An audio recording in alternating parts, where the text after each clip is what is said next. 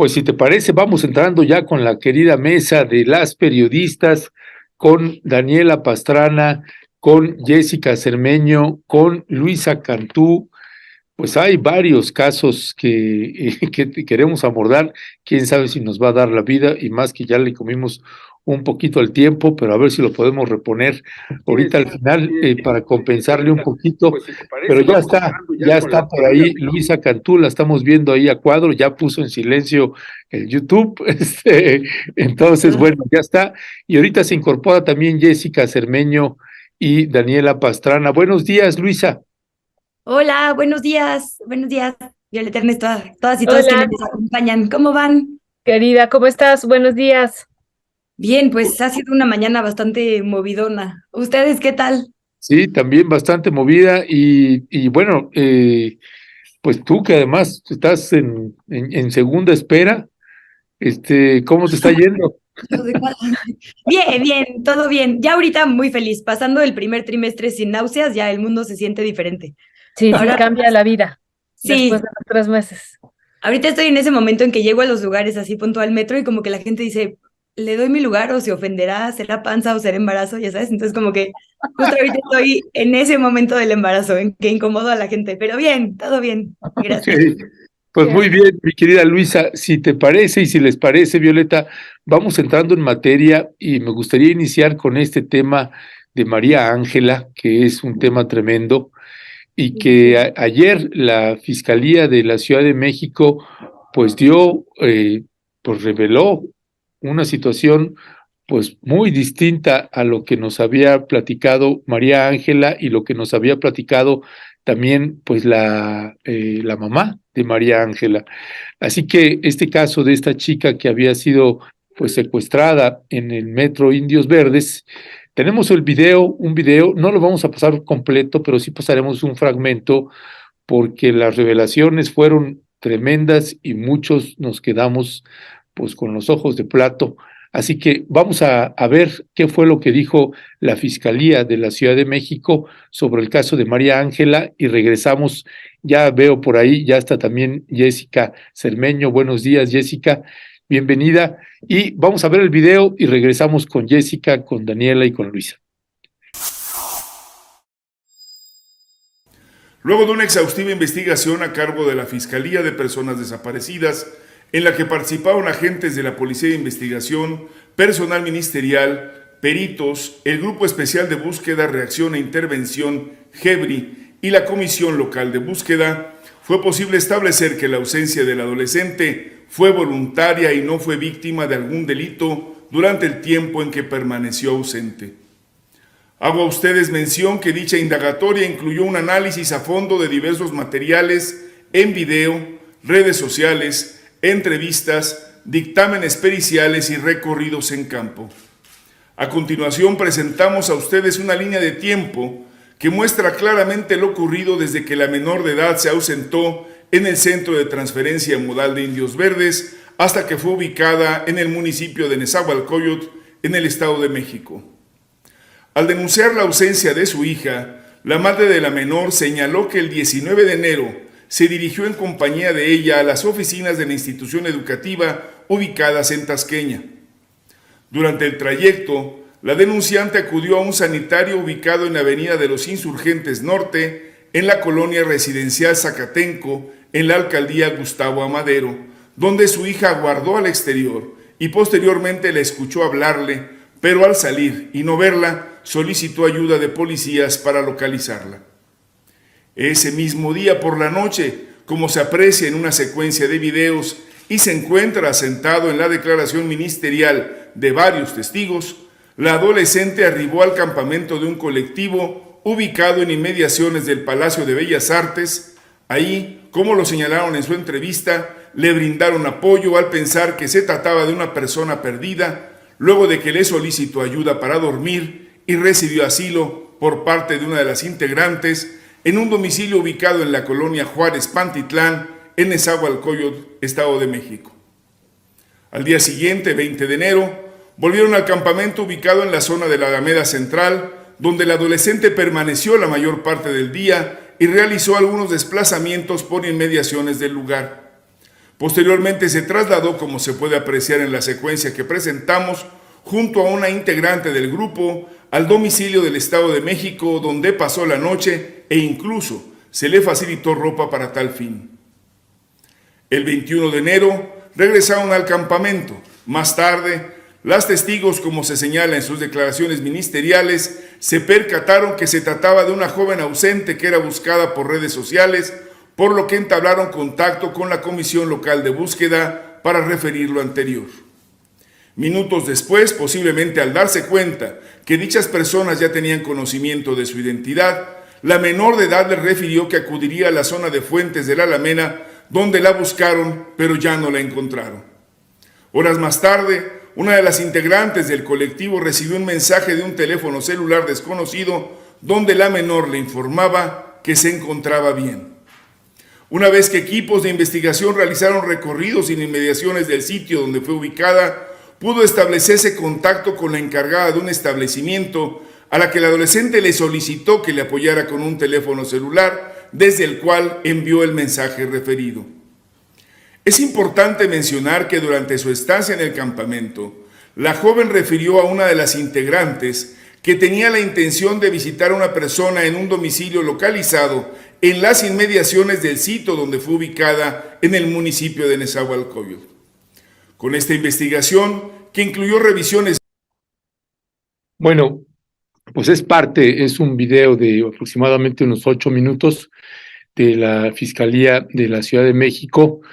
Y bueno, ya se encuentra también con nosotros aquí Daniela Pastrana, así que Daniela, Luisa, Jessica, pues muy buenos días. Y entrando en materia, pues Daniela, ayer en la noche y hoy en la mañana que comentábamos pues sobre el caso de María Ángela, ¿qué decir al respecto? Hola, buenos días. Sí, hay muchas cosas que decir y además nos sorprendieron, ¿no? Porque esta información se dio a conocer, ese video, a las 11 de la noche, quizá. Nosotros ya incluso teníamos la edición de hoy y de pronto era así como que tenemos que llevar otra nota porque pues está esto. Entonces, todavía hay muchas cosas que nos quedan, pues como que tenemos más dudas que aclaraciones. Y creo que un error fundamental de la Fiscalía fue no hacer una conferencia. Yo no entendí por qué, o sea, entiendo pues las prisas para aclarar o para dar una versión del caso en un momento en el que, pues, o sea, de un caso que está generando mucha controversia y que está generando mucha expectación por motivos evidentes en la ciudadanía, pero pues si tú lo has estado investigando también y tienes tan amarrada tu investigación, puedes esperarte al día siguiente, hacer una conferencia de prensa donde te puedan hacer preguntas sobre las dudas que nos quedan de esta versión que tiene la Fiscalía. A mí una de las dudas, y creo que la primera principal que me genera es esta, porque hubo versiones de policías de Nesa, de la policía de Nesa, de una mujer que dijo que la encontró y que la encontró pues en posición fetal, amarrada, incluso no queda claro si dentro, porque ella no, en los videos que yo alcancé a ver, no, ella no dice, la policía no dice si estaba en una bolsa de plástico o no, pero sí habla de que él estaba en una posición fetal amarrada y que ella la encontró. Entonces, si ella la encontró, pues eso ya no coincide tanto con esta otra versión. También estaba la declaración del jefe de esta policía, ¿no? Entonces, teniendo esas dos, para empezar, esa es una duda inicial que creo que es muy legítima. En una conferencia de prensa quizás se hubieran resuelto también esas otras dudas. Hay muchas cosas que se pueden plantear de esto. Uno es, y eso cubriendo muchos años los temas de víctimas, pues sí, nosotros sabemos perfectamente que hay casos en que a veces las víctimas no nos dicen todo lo que saben, o a veces las mamás no nos dicen todo lo que saben, porque creen que eso va a afectar la búsqueda, porque creen que eso va a afectar o que quieren que digamos, o sea, que se debe decir otra cosa o que les puede generar problemas o alguna cosa así. No es la mayoría de los casos, pero sí ocurre. ¿no? También es cierto, y también no es la mayoría de los casos, pero también es cierto que hay jóvenes que hacen cosas como irse, ¿no? Por motivos que no vamos a juzgar aquí, porque no tenemos los elementos ni para juzgar a la mamá, porque hoy lees muchos comentarios de que no, es que hay que sancionar a los papás porque bloquearon. No, bueno, pues si mi hija está desaparecida, pues yo también bloqueo todas las calles que se puedan y no me importa, ¿no? Y creo que es válido, y más en un país donde hay 100,000 desaparecidos o 120,000. También he leído otros comentarios en los que se cuestiona a la joven y entonces, ¿qué responsabilidad? ¿Cómo no se entera? Y son recursos públicos. Bueno, a los 16 años uno no piensa eso y no sabemos tampoco que lo pudo haber motivado a decidir irse y hacer cosas que pues cualquier persona de 16 años también hace y no se debe criminalizar. Pero no lo tenemos claro, y insisto, y quiero volver al punto, digamos, dando aceptando que puede tener, que esta versión puede ser real, porque eso sí existe y sí lo hemos visto en todos estos años de cobertura de víctimas. Creo que el manejo de la comunicación es equivocado. Creo que no nos resuelve todas las dudas. Creo que se puede hacer de otro modo. Es más, yo ayer que veía al fiscal decía, ¿por qué no les dan unas clases no sé, cómo se llama esto, de inteligencia emocional a los fiscales? O sea, ¿por qué tienen que hablarnos en lenguaje jurídico así? O sea, tan lejos de algo que evidentemente es preocupante para una buena cantidad de población en esta ciudad, porque tenemos 15 años sufriendo unas violencias horrorosas, teniendo estos impactos mediáticos de historias horrorosas, y te dan la información como si estuvieran hablando de cualquier cosa, ¿no? Con muy poca empatía, creo yo, con muy poco entendimiento, y eso genera que pues lo que hay es una enorme discusión. Ahora todo el mundo es perito y todos te dicen, no, es que sí es la niña, no es la niña, iba pasando, no iba pasando, y se genera una especulación en torno al tema que no ayuda a nadie, creo yo. O sea, que no nos ayuda a estar más tranquilos ni en un sentido ni en otro, ni a saber ni a tener certezas. Y creo que debió haberse hecho una conferencia de prensa y que se debió haber agotado la posibilidad de que todos los periodistas pudiéramos hacer todas las preguntas posibles, para evitar todas estas especulaciones que hay alrededor del caso esta mañana. Gracias.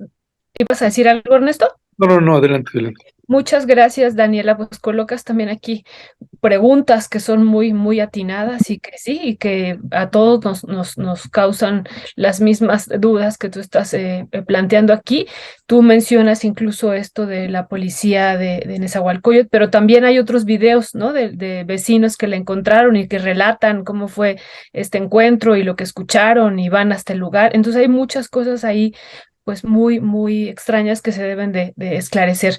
Y bueno, sobre esto entonces, querida Luisa, ¿cuál es tu valoración? Nos agarró a todos por sorpresa y bueno, también hay lecciones aquí que después tendremos que reflexionar sobre ellas. Luisa.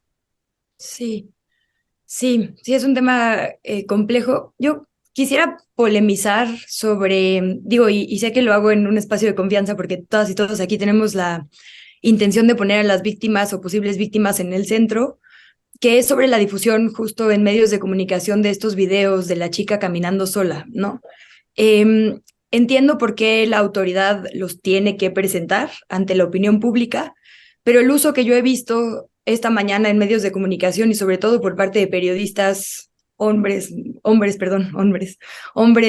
mayoritariamente, es un poco para cuestionar justo a una adolescente, porque no se nos olvide que es una joven de 16 años, y a su familia. Y creo que entonces como que se pierde el foco, ¿no? Justo como decía Dani, independientemente de que hay preguntas periodísticas y sociales y situaciones de sospecha que tienen que analizarse, nunca debe ser en detrimento de ella, ¿no? De la joven. O sea, nos correspondía exigir su aparición con vida y con bienestar, y ahora nos corresponde proteger su privacidad y su dignidad, porque lo que nos importa y por lo que se hizo todo esto es por el bienestar de esta joven, ¿no? Leía hoy, hace rato, un boletín de la red esta de Tejiendo Infancias que decía, a partir de ahora ya ni siquiera deberíamos hacer referencia a su nombre para no seguirla vulnerando a esta crisis mediática de la que es centro, ¿no?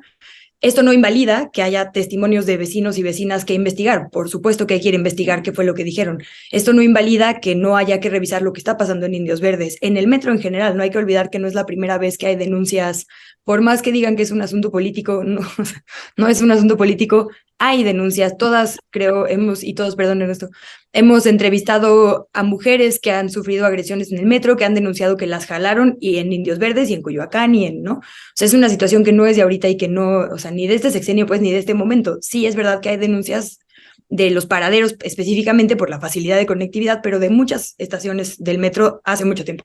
Entonces, sin invalidar que todo eso pasa en nuestro país y que tenemos cuestionamientos sobre eso, sí creo que también necesitamos reflexionar sobre cómo reaccionamos ante casos como estos, ¿no? Y específicamente cuando se trata de infancias, mientras no tengan 18, infancias y adolescencias, ¿no?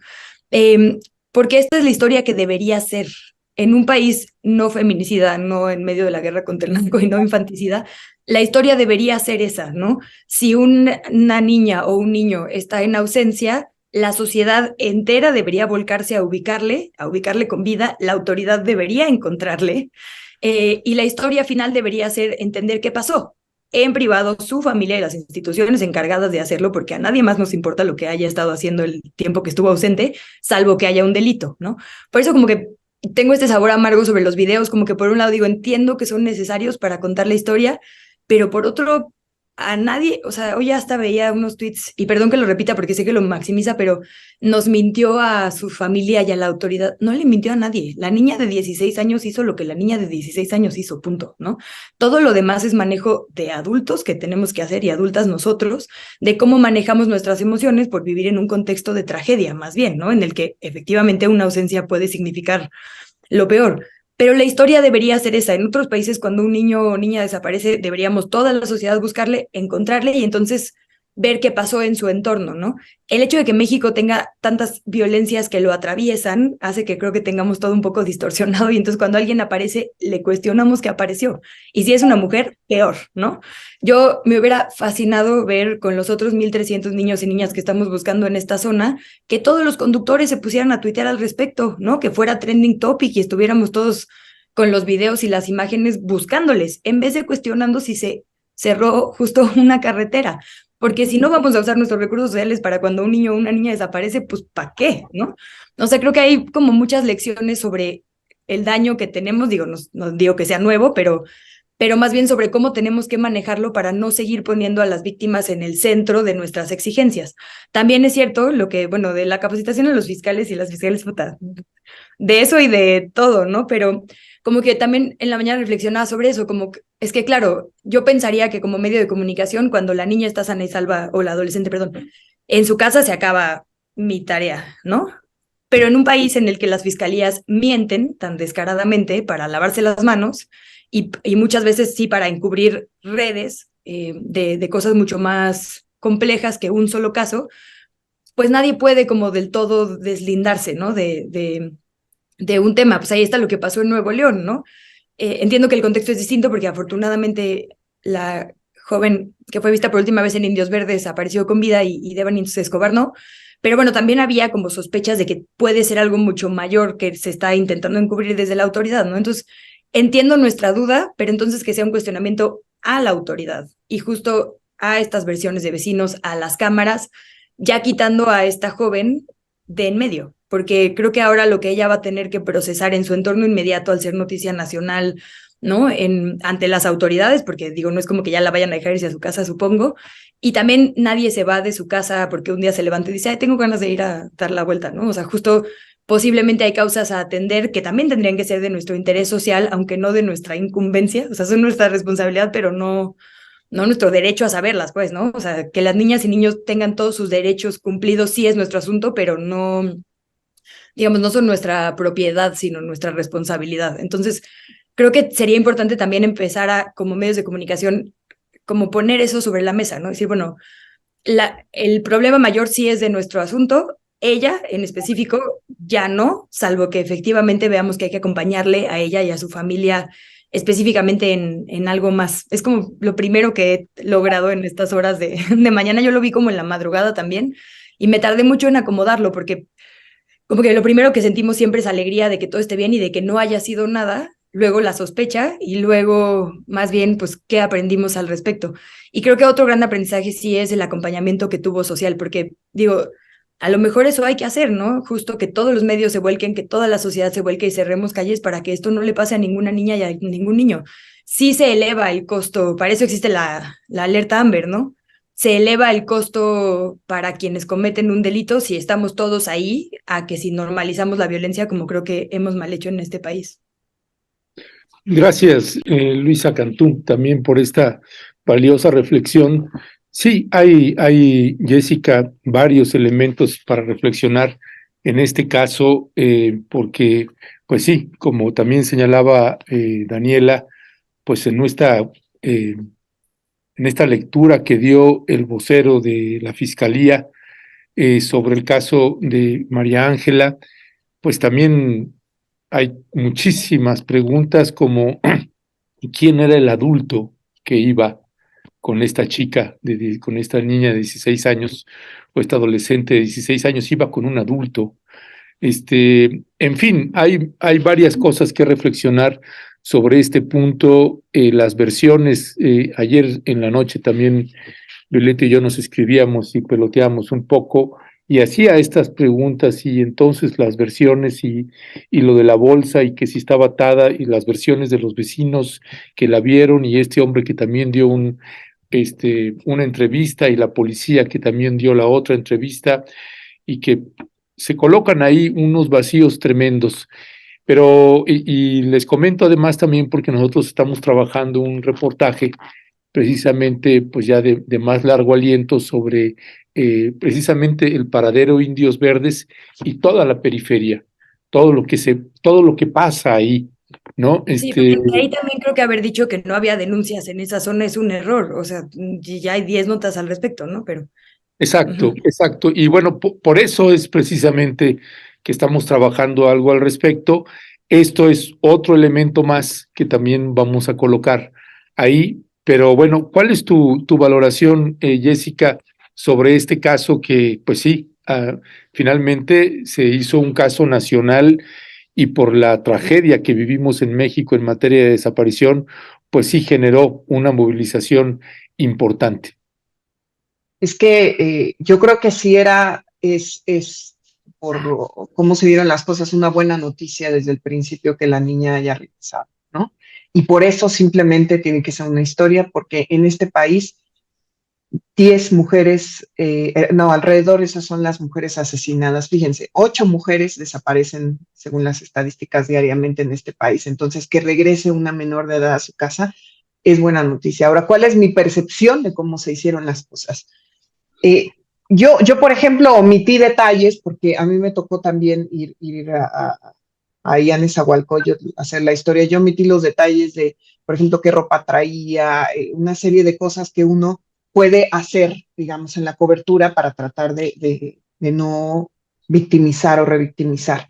Pero recuerdo perfecto que unas horas después de que apareciera la niña, le filtraron a un periodista que siempre le filtran fotos, videos, datos, ni siquiera voy a mencionar su nombre, que la niña había sido encontrada, que la niña había relatado, perdón, en su declaración que ella estaba con otras mujeres, que estaba encadenada, que yo decía, ¿y esta manera de presentar las cosas? Y lo único que tenían era el video donde en realidad yo nunca había a alguien que la acompañara, porque aparte está bien chiquito el video, ¿no? Entonces uno puede hacer conjeturas de si iban o con quién iba, no iba, pero además que te digan, a mí me filtraron que luego ella comentó que estaba en un lugar atada de manos, no, ya eso a mí me parecía tremendo, ¿no? Y ahora sí vemos, a mí mi impresión de por qué fue, ahorita que Daniela reflexionaba, ¿por qué no esperarse a hacer una conferencia de prensa? Y me parece que todo lo dan, la respuesta a esa pregunta la dan los detalles de lo que dijeron las personas, las mujeres del colectivo Félix Libertas, que gente de Foro TV logró entrevistar a la fundadora del colectivo, y ella dice, La jovencita llegó, dijo que tenía otro nombre, nosotros le pedimos los nombres de sus familiares para buscarlos y nosotros como colectivo tenemos un protocolo. Por supuesto, cuando llega algo así que nos piden resguardo, nosotros llamamos a la Secretaría de las Mujeres, me imagino que se refiere a la Secretaría de las Mujeres de la Ciudad de México, y estuvimos esperando por horas no llegaron ni policías ni gente de la Secretaría de las Mujeres, por eso una de nuestras compañeras, después de que ella pide resguardo, la jovencita, se la lleva a dormir a su casa en esa, porque no llegaron las personas que tenían que atender a este protocolo que ya se tiene establecido, porque desgraciadamente no es la primera vez que ocurre algo así, y te lo dicen en una entrevista ya la líder de este colectivo, sin dar su nombre incluso, ni nada, y que ellos, esa fue, digo, sin saber primero que era que era, es que no quiero decir su nombre, pero me cuesta, ¿no? Que era María Ángela quien decía ser, ¿no? Digamos que había dicho otro nombre, entonces con ese nombre la reportaron, nunca llegó, digamos, personal del gobierno de la Ciudad de México o policías que dieran cuenta de todo esto según el protocolo que tiene el colectivo. La niña se va a dormir a casa de una de estas personas que le da el apoyo y hasta después que ellas se dan cuenta de quién era en realidad, ya hacen, digamos, un contacto más directo con la Comisión de Búsqueda del Estado de México. Bueno, si me equivoco de nombre de las oficinas, discúlpenme un poquito, pero creo que hay ciertos protocolos que se violaron. Primero, una filtración de que quién sabe de dónde vino, ¿no? Que además se hace pública y que algunos medios retomaron. Yo no quiero aquí la sección de quienes tienen las mentiras sobre este caso, solo no voy a decir los nombres, pues porque ni los tengo claros, pero lo cierto es que varios medios yo vi que retomaron esa versión. Entonces, después está este error de protocolo que lo están diciendo las mujeres, porque ellas lo hicieron de buena fe. Cuando se presenta alguien a pedir resguardo, los colectivos saben que es por cuestiones específicas que tienen que dar apoyo. Entonces también no se cumple esta parte del protocolo. Entonces mi impresión es que la fiscalía de alguna manera tenía que resarcir este tipo de cosas y que lo hizo, obviamente, de la manera más, me llama mucho la atención porque el vocero desde el principio, la primera declaración, dice que todo nuestro respeto, ¿no? A la niña y su familia, y después da a conocer estos videos que en realidad los medios de comunicación en general los retomarán, ¿no? Con algunos detalles o no, pero sí creo que se podrían haber evitado estos problemas, ¿no? Ahora, sin duda, y eso estoy totalmente de acuerdo con Luisa y con Daniela, que uno no puede cuestionar sin saber por qué una menor de edad decide salir de su hogar y que lo que tendríamos que cuestionar es a la autoridad por no haber cumplido estos protocolos, porque en realidad los periodistas no nos tenemos que enterar, y lo digo como periodista, ¿no? De las declaraciones que una menor de edad hace y que se las filtren al periodista de siempre. O sea, yo no, es lo que no creo que tendría que cambiarse y para no tener que hacer estas aclaraciones, ¿no? Además, efectivamente, la Fiscalía ha hecho mucho esfuerzo en decir que no se tiene registro de que a otras niñas se las hayan llevado de esa zona, pero creo que lo más relevante es eso, cómo se rompieron ciertos protocolos que podrían haber evitado más daño sobre esto. Ahora, por supuesto, la familia ha guardado silencio. Yo nada más quiero terminar con lo que me decían un poco los vecinos, ¿no? Porque se pueden hacer muchas teorías de si a la niña, si alguien le ayudó para que la encontraran de la manera en la que la encontraron, lo que sea, pero lo cierto es que los vecinos sí tienen muy claro que toda esa zona hay problemas de seguridad, que es una zona donde han intentado quitar muchos vehículos incluso abandonados que existen y que la gente tiene miedo en toda la zona de que los menores de edad y específicamente las niñas estén alrededor. Y eso es genuino, independientemente de lo que haya pasado ahí. Entonces yo creo que es lo que resaltaría, ¿no? De que para llegar a una respuesta tan acelerada de la Fiscalía veo una serie de cosas que pasaron antes que no tendrían que haber ocurrido y que ahora yo sigo insistiendo que es una buena noticia que una niña regrese a su hogar después de lo que pasó y que afortunadamente la familia está en este momento unida y que ya harán sus procesos, por supuesto, para tratar de sanear esto que está ocurriendo y que creo que fueron errores importantes, ¿no? Por parte de la autoridad. Creo que vas tú, ¿verdad, Ernesto? No, vas tú, te toca. Perdón. Muchas gracias, Jessy. De repente yo me confundo. Dani, no sé si tú tengas algo más que agregar sobre este punto o pasamos al otro punto que ustedes también habían planteado. Sí, fíjate, ay, sí, creo que sí es importante lo que está diciendo Jessica y tiene que ver, y es parte de lo que hemos discutido muchas veces, de este afán que tenemos de dar las primicias, de este afán mediático, que genera mucha confusión.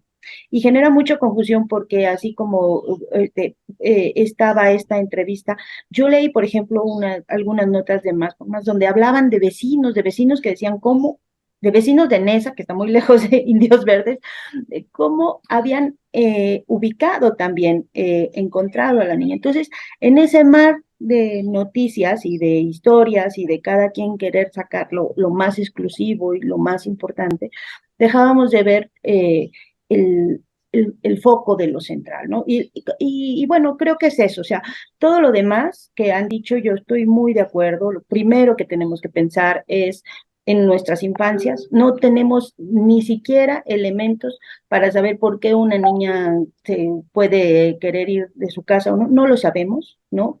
Todo lo demás que digamos acá sobre las motivaciones de la joven son especulaciones. Todas las demás cosas que podamos decir del actuar de las familias, de verdad, no sé, tengo 15 años acompañando a familiares de desaparecidos y creo que es lo peor que nos puede ocurrir, lo peor que le puede pasar a una familia es tener un hijo desaparecido. Y por eso creo que estos argumentos del tránsito, de las afectaciones que se hacen, pues deben ser de personas que no han vivido lo que es una desaparición de un ser querido, de no saber de pronto nada. Eh, y creo que ese es lo central. Y lo demás de qué pasó, sí tendría que haber una explicación muchísimo más clara de las autoridades, porque eso de que hago un video de 7 minutos donde les paso unos videos que están, pues para mucha gente muy claro y para muchos otros no tan claros por toda esta cuestión informativa, ¿no? Porque pues todos estábamos pendientes del tema. Todos estábamos pendientes de saber si la encontraban o no.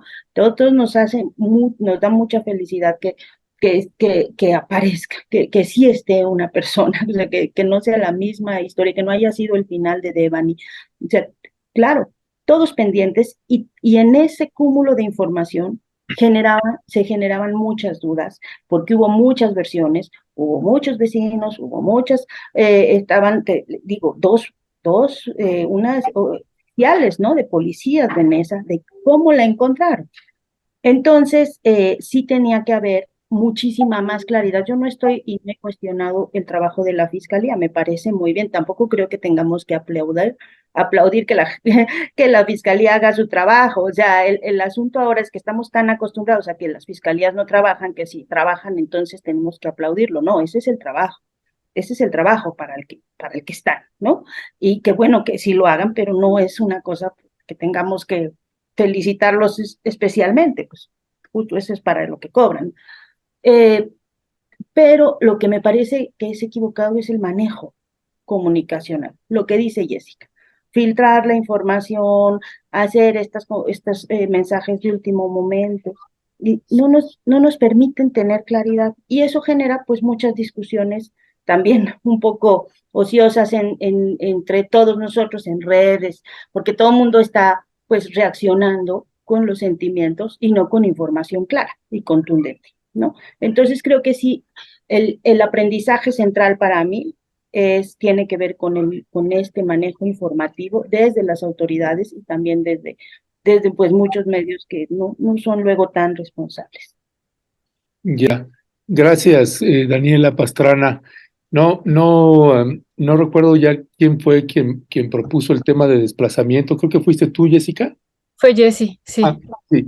Jessica, pues me gustaría si pudiéramos entrar al tema del desplazamiento forzado en México, que es un tema también del que se habla poco y sucede muchísimo y que además nos permite tener un diagnóstico de lo que está sucediendo en el país. Yo nada más añadiría con el tema este de María Ángela, que el papel de la Fiscalía, pues que sí, como es ley, y estamos acostumbrados más a sombras que a luces, pero también, qué bueno que también hay información, ahora hay más información que en muchos casos nos quedamos en la tenebra y que me parece útil e importante cuestionar las formas en cómo presentan esta información, que creo que sería un elemento importante para señalarle a las autoridades de la Ciudad de México y de cualquier otra entidad de la República Mexicana. Y también colocaría la importancia que empiezan a tener las cámaras que hay en la Ciudad de México. Para un país con tantos desaparecidos y para una ciudad tan compleja, quisiera que estuviera lleno de cámaras también el Estado de México. Vaya que sí sería útil que también los hubiera ahí. Pero bueno, Jessica, regresando al tema de desplazamiento forzado, ¿qué decir al respecto? Miren, la verdad es que aquí sí hay que hacer siempre un reconocimiento muy claro a la Comisión Mexicana de Defensa y Promoción de los Derechos Humanos, que es una organización civil que prácticamente desde hace una década comenzó a darse cuenta de la importancia que tenía el problema del desplazamiento forzado en México por distintos motivos, no solamente por violencia, sino también por conflictos entre grupos, y que son ellos los que han logrado documentar la mayor parte de los desplazamientos de este país. Acaban de dar su último informe y nada más se lo resumo muy rápidamente. Encontraron, es el informe del 2021, porque ustedes saben que con la pandemia pues ha habido muchos cambios, digamos, no se ha podido presentar la información con el tiempo que uno quisiera, pero ellos ya dieron a conocer que la violencia específicamente desplazó a más de 28,000 personas, casi 29,000 personas en 2021, casi 3 veces que el año previo. Muchas cosas se pueden decir del año previo, porque la mayoría de las personas durante el año previo estábamos resguardados en nuestros hogares y eso obviamente cambia las dinámicas de desplazamiento. Pero sí es importante decir que el desplazamiento forzado en México por cuestiones de violencia está adquiriendo en algunas zonas una magnitud que yo no, por lo menos, me esperaba que fuera tanta, y específicamente me gustaría hablarles. Hay dos casos muy importantes, me parece, de esto, pero el primero, sin duda, es lo que está pasando en Michoacán, que aunque en realidad no tenemos tanta información sobre lo que está ocurriendo, digamos, de las dinámicas internas. Sabremos que hay muchos grupos que después de autodefensa se convirtieron al crimen organizado, que hay pequeños ejércitos, pero ahí lo que estableció la Comisión Mexicana es que durante 2021 al menos 13,500 personas se fueron de Michoacán desplazadas, ¿no? Que es terrible, y además les cuento rápido que la mayor parte de esas personas desplazadas en Michoacán se fueron a Tijuana a tratar de buscar un asilo en Estados Unidos, ¿no? Y que hay organizaciones, y no solamente de la sociedad civil, también organizaciones religiosas, varios sacerdotes que han apoyado este desplazamiento ante la dinámica de violencia que está ocurriendo en ese lugar, que a mí me parece terrible y que tenemos pocos datos, la verdad, para contarla. Les hago dos anotaciones más sobre este informe, lo que está pasando en Zacatecas, que también es terrible. Ellos reportan que durante 2010 hubo más de 3,600 personas desplazadas. Si hay un lugar en Zacatecas donde no hay policías civiles, es ahí. Hay municipios enteros sin un solo policía porque fueron o asesinados o secuestrados o decidieron irse, y eso está haciendo, me están contando unas historias de hace un par de meses de lo que está ocurriendo ya en los límites entre Zacatecas y Aguascalientes, de cómo los grupos del crimen organizado se están llevando a la gente incluso desde la plaza principal, y eso está ocasionando, por lo menos ocasionó, si le tenemos que poner una cifra a ese terror, más de 3,600 personas que tuvieron que irse de ese lugar. Y finalmente nada más les quiero contar, por supuesto, el caso de Guerrero, que ya lo hemos platicado aquí, 1,700 personas, pero también el caso de Chiapas, porque son 7,000, más de 7,000 desplazados de varios municipios. Ellos dicen que son 6 municipios afectados específicamente, que además de la violencia y de los conflictos, ya lo hemos platicado aquí, que también Rompimiento le ha dado muchísimo seguimiento a eso, de cómo varias varios lugares se están armando, les están llevando armas y que está generando este tipo de dinámicas. Yo solo quería contarles esto, perdón, ya me tardé mucho, pero un resumen de lo que presentó la Comisión Mexicana, porque me parece que sí te deja ver cómo las dinámicas internas de violencia están generando que mucha gente, desgraciadamente, se salga de sus lugares de residencia para irse a otro lugar. Y esto en 2021 ya generó un récord al menos, ¿no? Con todos sus asegúnes, insisto, porque estaba la pandemia, pero ahí están los datos que a mí me parecieron, la verdad, terribles.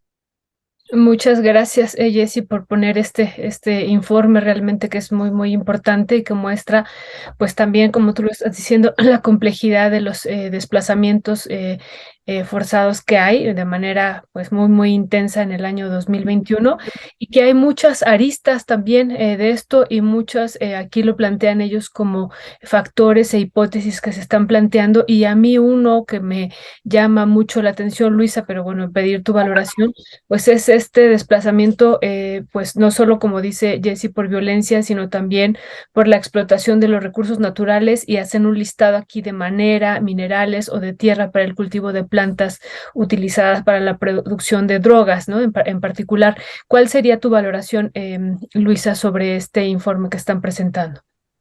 Y lo sumaría, digamos, a esto que pone sobre la mesa Violeta también. Algunos, digamos, esto es como este informe del que hablamos hoy es muy específico, pero está el último censo del INEGI, ¿no? Que también nos da un poco de luz sobre movilidad al interior de nuestro país. Y los motivos son, digamos que los más extremos y que además dan coraje porque son prevenibles son los de la violencia. Pero bueno, otro súper importante que creo que está a veces invisibilizado es efectivamente el de recursos naturales y el de vivienda. Por ahí, Pie de Página hizo un muy buen reportaje sobre datos en los que la SEDATU ha insistido mucho, sobre todo este sexenio, de vivienda que se construyó en lugares donde no le servían a nadie, conectada en medio de la nada, y eso ha generado justo movilidad y hacinamiento en otros espacios, ¿no? Pero yo quisiera poner, digamos, otro foco, que es que el 30% de estos desplazamientos, según ese último corte del INEGI, bueno, como 24, depende si es como niños o niños, pero sí, entre el 25 y 29% son niñas, niños o adolescentes, ¿no? Entonces, como que conecto también esto con quitar nuestro adultocentrismo a veces de la forma en la que revisamos las cosas y considerar esto también, ¿no? Además de, digamos, todos los problemas que esto tiene en lo inmediato, vamos a tener problemas muy graves en un futuro próximo porque son estas infancias a las que estamos perjudicando también por no resolver estos asuntos. Entonces, creo que, digamos, con esas causas, pero estas cifras de afectaciones, nuestro foco tendría que ser mucho más integral y hablo desde la autoridad, ¿no? Porque a veces no pensamos que en los lugares de recepción justo las condiciones que necesitan niños, niños y adolescentes son distintas.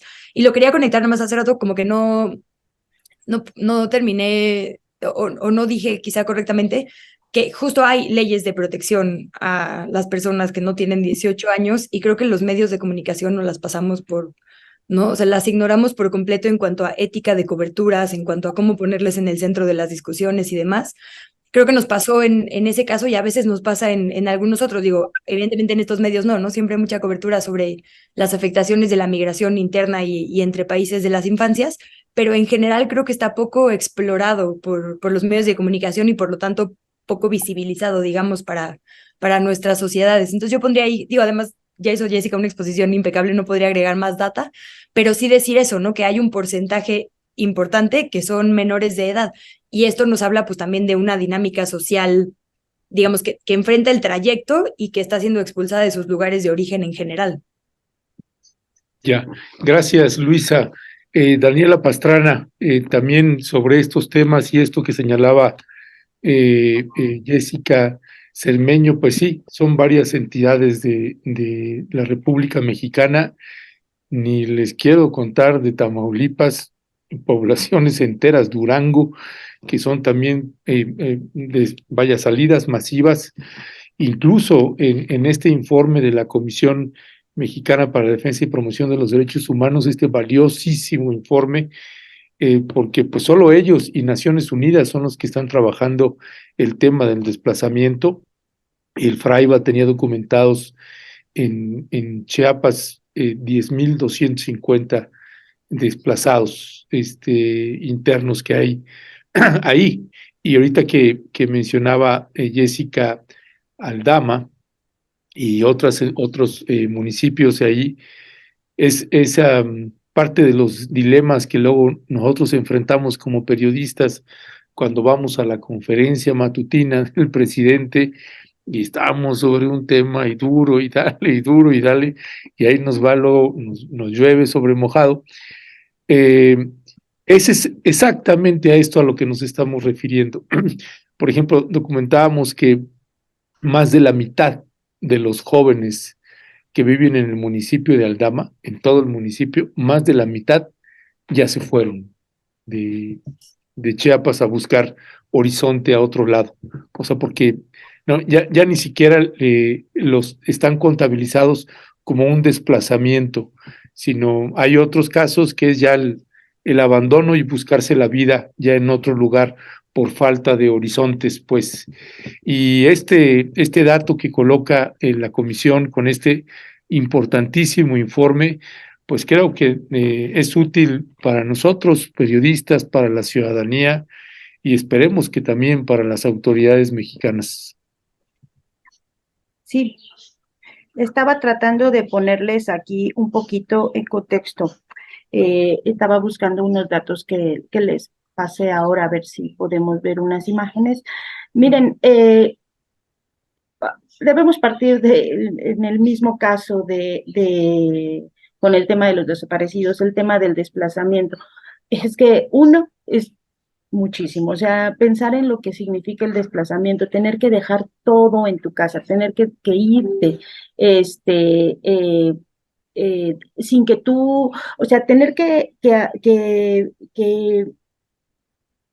ser como arrancado de lo que conoces y eso, e irte obligadamente es una cosa muy fuerte que realmente creo que a nadie debemos, o sea, que en ningún caso puede ser normal. Ahora, dejando esa parte clara, porque no quiero que se malinterprete, eh, creo que hay que ponerlo también en las dimensiones del mundo, porque no, porque México es un país muy grande. México es un país que tiene pues muchas poblaciones y muchas realidades. Entonces, si no focalizamos y no vemos dónde están esos problemas en esos momentos y qué cosas están ocurriendo digamos, en ese microcosmos que está obligando a que la gente tenga que salir forzadamente de su hogar, entonces la solución pues puede diluirse, ¿no? Por eso es importante ubicar si y por eso es importante el informe que hace la comisión ya desde hace como 5 o 6 años, porque entonces nos va ubicando a Zacatecas, a Guerrero, o sea, ¿dónde están estos problemas principales?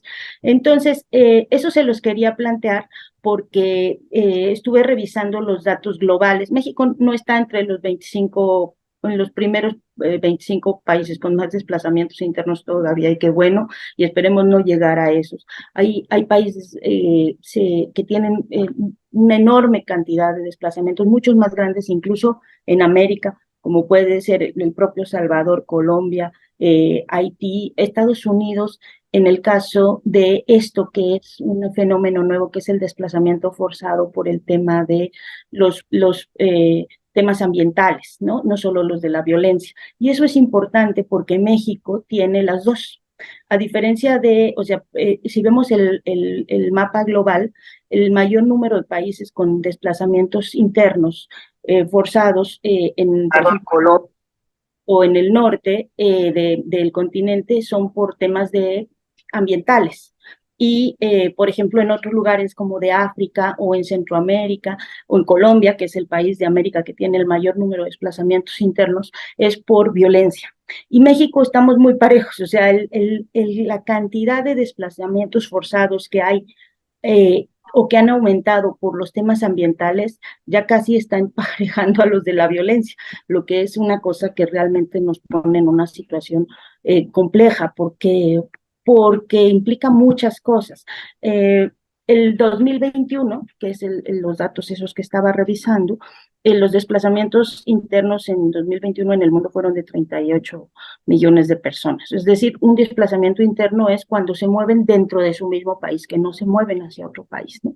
Y de esos 38 millones, ya 23 millones fueron por desastres ambientales, 14 millones por violencia. Esa es una cosa que digamos que es de este siglo, ¿no? Los desplazamientos forzados no eran por ese tema, y me alegra que el informe de la comisión ya los esté considerando, porque sí es un tema importante este. ¿Y cuáles son los motivos más importantes de esos desplazamientos? Pues van desde terremotos y erupciones volcánicas y corrimientos de la tierra hasta los incendios forestales, las inundaciones, las sequías, que es algo que no estábamos viendo estos desplazamientos y lo hemos seguido durante mucho tiempo por los temas de violencia y de conflictos internos, pero muchos de esos conflictos internos, y ya los hemos visto, digo, la cobertura que has hecho, por ejemplo, de Ayutla Mije y eso, tiene que ver también con temas ambientales, con los temas, digamos, pues ya por las sequías, las luchas por el agua, y entonces que eso ya lo empecemos a registrar me parece una de las cosas más valiosas y más importantes para revisar de este informe, porque así como les digo, como está en el mundo, eh, México tiene esta complejidad que tiene los dos tipos de desplazamientos forzados, y cada vez más está creciendo el tema de los desplazamientos por temas ambientales. Tu micrófono, Violeta. Perdón, tenía apagado el micrófono. Muchas gracias, Dani. Sí, por poner esto realmente también es muy, muy importante los desplazamientos por conflicto, por situaciones ya ambientales, y que esto, bueno, pues parece que no se detiene y se va agravando y se va agravando mientras estemos con este, pues, modelo de producción y de consumo que no se cambia. Esto se va a ir agravando, y la crisis también climática que estamos viviendo, ¿no? Socioambiental. Así es que qué bueno que lo pones. Jessy, ¿tú quisieras agregar algo más o pasamos al tema también? Será muy breve de la CELAC, Jessy. No, adelante, que empiece Dani, aquí es Ok, la experta sí. en... Ok, Dani, pues entonces de una vez contigo, nada más comentar algo. Hoy día, por ejemplo, Reforma, ¿no? Saca una nota o una opinión más bien, ¿no? La cumbre de CELAC dio oxígeno a los dictadores, ¿no? Así eso me llama mucho la atención. Y bueno, y hay otras informaciones en torno y que lo ligan, ¿no? Al agradecimiento que da Pedro Castillo por el respaldo que hubo desde la CELAC. Y bueno, y otros temas, pero que vemos que incluso desde acá, desde México, la oposición le da esta lectura, y que bueno, hay muchas, muchas lecturas, pero a mí me llama la atención en esta parte de la prensa cómo se está manejando. ¿Cuál es tu ¿Dice valoración? la cumbre de los dictadores? ¿De veras? Sí, sí, la cumbre de CELAC dio oxígeno a los dictadores. Eso es parte Qué barbaridad, qué de las cosa. opiniones que hay en la prensa. Entonces, y otras, ¿no? Y otras, pero entonces, ¿cuál es tu valoración, Dani? Bueno, pues es que sí, o sea, ahorita me acordé de cuando Reforma le pareció muy escandaloso que en el CIDE hubiera un seminario de marxismo, aprovechando que íbamos a tener nuestra tertuliana de marxismos y feminismos, y creo que eso me dio pie para pensar en esa tertuliana así. Eh, bueno, claramente hay un sesgo de mucha gente, ¿no? Con este rollo de toda esta narrativa de que la venezolanización y el chavismo y el socialismo y el miedo al comunismo, y que ya hemos platicado mucho, pues se ve reflejado, ¿no? O sea, hay mucha gente que lo piensa y se ve reflejado en esta línea editorial de Reforma, que pues sí, me da un poco gracia, la verdad. No, supongo que debería tomármelo más en serio, pero pues me da un poco gracia, ya es como muy, muy banal o como muy simple el nivel de análisis que se hace, ¿no? Yo creo que la CELAC va avanzando en la misma dirección que ha ido avanzando desde el año pasado, pero que va lenta. Lo dijo Petro, ¿no? O sea, hablamos mucho de integración, pero a la hora de la hora, bueno, planteaban, por ejemplo, el tema de la moneda, de una moneda similar a la de la Unión Europea. México, el presidente dijo, nosotros no nos vamos a sumar a esa iniciativa porque pues porque por muchos motivos, como me explico, debe mantenerse todavía pues el dólar, ¿no? Entonces, México no va en esa, por ejemplo, ¿no? Y así podríamos ir desgranando cada uno de los 11, de los 100 acuerdos, en donde pues con muchos trompicones y con mucha lentitud. Este anhelo de integración no se va concretando tan fácilmente, pero va avanzando, y eso es lo importante. O sea, el hecho de que hubiera estado ahí Lula, el hecho de que regresara a Brasil, que en términos económicos es muy importante, el hecho de que sí, justo les den oxígeno a los países que tienen cosas importantes que aportar, porque tienen recursos, porque tienen un expertise, porque hay otra visión, también es importante. El hecho incluso de que haya rectificaciones, como la del presidente de Chile, Boric, ¿no? En el caso de Perú, que había sido muy duro en su condena a Pedro Castillo, y entonces ahora, pues obviamente tuvo que matizar. Ese tipo de cosas son importantes para avanzar en una agenda que es necesaria y urgente. Y yo creo que ya con eso me quedaría, aunque sí, el camino de la integración no va a ser fácil. Y no va a ser fácil porque todos los países están viviendo sus propios procesos, sus propias dinámicas, sus propias situaciones económicas difíciles, sus situaciones internas, políticas difíciles. Eso es un tema del que tenemos que hablar. Cómo esto que a lo mejor me hace gracia de reforma, pues se convierte en situaciones concretas y graves de golpes en varios países, ¿no? O sea, cómo escala ese miedo a una propuesta alternativa a este modelo económico en el mundo, cómo escala a cosas bastante más graves en todos los países. Entonces, todos están viviendo sus propias dinámicas políticas y necesitan resolver el tema económico. Entonces, no va a ser tan fácil, pero pues ahí va avanzando y creo que es bueno que siga avanzando. Nada más un paréntesis, Ernesto, ya le compartimos a la producción esta imagen como está también no se puede entrar, pero les compartimos lo que se puede de Oppenheimer, entonces, que se publica en el Reforma. Uy, ya está medio escalofrío ya nada más de oír ahí Oppenheimer. Bueno, gracias, Violeta. Jessica Cermeño, ¿con qué cerrar con respecto de la CELAC? Y nada más aprovecho para decir que te mandan aquí un saludo, alguien que está como un día sin migrantes 2.0. Hola Jessica, no sé si me recuerdas, nos conocimos en Washington, afuera de la Casa de la Cultura, en la reunión de empresarios, y que además aprovechamos para agradecerle también su generosa donación a Un Día Sin Migrantes 2.0. Pero bueno. No, que claro que me acuerdo de él. Ah, sí. Que mandaba, además, hay muchos seguidores de Rompeviento allá en Estados Unidos y cada vez que me toca ir con el presidente, ¿no? Eso siempre se me acerca, ¿no? Y que siempre están muy pendientes e incluso quieren plasmar temas en la agenda de Rompeviento porque hay obviamente muchos migrantes mexicanos en Estados Unidos viendo el programa. Así que claro que sí, un saludo, ¿no? Gracias. Gracias, Jessica. Pues sí, ahora sí que retomando aquí lo de la CELAC y esta portada que es la que nos comentaba Violeta, ¿qué decía al respecto? ¿Con qué cerrarías con el tema de CELAC?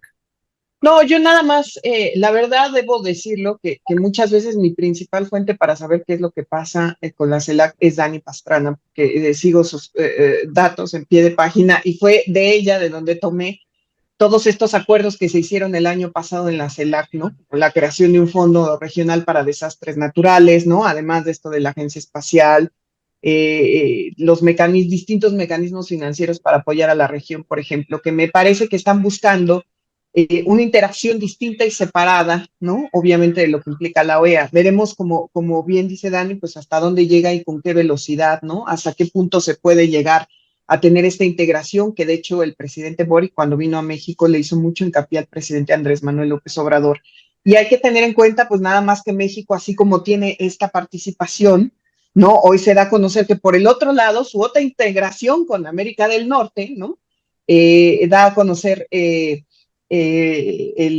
anterior secretario de Estado estadounidense en su libro, que trabajaba con Donald Trump, que en realidad, eso dice él, que Marcelo Ebrard le pidió no mencionar nada públicamente de esto, de que México iba a recibir a todos los migrantes expulsados, porque pues en realidad no era algo que le conviniera al gobierno mexicano en ese momento que se supiera, pero en realidad se aceptaron y el secretario de Estado no lo no aceptó, digamos, que no se dijera nada, pero a lo que voy es que siempre México está en esta disyuntiva, ¿no? Que está participando en este mecanismo regional integral que va hacia América Latina y que al mismo tiempo tiene que estar lidiando con lo que pasa con su vecino del norte, con el tema de la migración, ¿no? Entonces, a mí me parece bien, ¿no? Que tenga estos dos frentes, ¿no? Y que no se separe en realidad de ninguno, porque a veces cuando voltea a ver solo un lado, creo que México pierde en lugar de ganar. Así que a mí me parece que esta diversidad es correcta y que además tiene que estar lidiando el gobierno mexicano con las dos cosas, que no creo que sea sencillo, sin justificar a nadie, pero yo quisiera tener que lidiar con eso, pero con eso termino yo. Y perdón, un solo comentario rápido. Leí ahí, ya no alcancé a ver quién, que decían en los chats, que habría que decir que María Ángela no es víctima, ¿no? Que no se presentó como víctima. Yo hasta este momento, con la información que tengo, yo todavía no puedo asegurar que María Ángela no es víctima de nada, ¿no? Hay que dejarlo claro, que con la información que tenemos no sabemos. Y ya, con eso termino, gracias. Gracias, Jessy. Luisa, ¿tú quisieras comentar algo de la CELAC? Pues solo sumar a lo que ya decían de momentos que nos vamos a quedar para el recuerdo, esta foto del momento en el que Gabriel Boric se encuentra a Miguel Díaz-Canel después de todas sus críticas, digamos, ¿no? Al funcionamiento de la isla, esta sonrisa como de, ¿qué onda? Y la severidad de Díaz-Canel, pues también nos hablan de algo que me parece que pasó de noche y que fue muy importante que dijo el presidente, y lo conecto con esto que dice Jess. Una de las frases textuales de López Obrador fue: nosotros buscamos la unidad, la integración, el sueño de nuestro libertador Bolívar, pero no solo la unidad, la unión, estrechar nuestras relaciones entre América Latina y el Caribe, sino en todo el continente americano, ¿no? Entonces, ahora que dicen esto en Reforma de que ayudó a los dictadores, en realidad el llamado de nuestro país fue a la integración del continente, ¿no? Verdaderamente sí intentó no separar, digamos, estos dos esfuerzos que se están haciendo con la reciente cumbre trilateral y ahora esta cumbre de América Latina, aunque evidentemente tengan diferente tono, ¿no? Y diferentes asuntos a arreglar, pero me pareció curioso que mientras todos hablaban justo de una hermandad mucho más latina, el presidente López Obrador hizo este paréntesis como de incluir también a otros países. Incluso, digamos que por acá estaba el PAN diciendo, no, Nicolás Maduro, y en Argentina también ciertos grupos conservadores, como que cada quien siempre le tira a su bando ideológico. En su mensaje el presidente decía, no se nos olvida que también Paraguay hizo un esfuerzo en el rescate de Evo Morales, ¿no? Aunque tengamos diferencias ideológicas, lo que nos debe caracterizar como dirigentes es este trabajo por nuestros pueblos. Y como que eso pasó de noche y a mí me pareció bien importante también. Entonces solo apuntar también que hubo discursos de mucha más unidad, creo, de lo que se vio por parte de nuestro país. Se posicionó de forma importante también en ese sentido. Gracias, Luisa. Pues sí, y este comentario amable del presidente, pues después uno escucha el discurso del presidente paraguayo y el uruguayo y se nos olvida mejor el planteamiento. Sí, dices, caray, ¿no? Bueno, despedimos esta mesa leyendo dos comentarios de la audiencia. Una dice Patricia Caudillo: esta mesa siempre la espero. Admiro a estas extraordinarias mujeres periodistas que con su sensibilidad permiten tener otros ángulos. Las admiro, gracias por todo lo que aportan a la sociedad. Y Lobo Azul dice Patricia Caudillo: concuerdo, esta mesa es de un alto nivel intelectual con una mirada femenina que te descubre otros ángulos que no habías pensado. Excelentes periodistas. Pues con eso las despedimos, compañeras, les mandamos. Hoy nos fue bien, porque otras veces no tanto. Pero eso no les leen, no se leen siempre. Gracias. Un fuerte abrazo. Gracias. Gracias. Un abrazo, lindo día.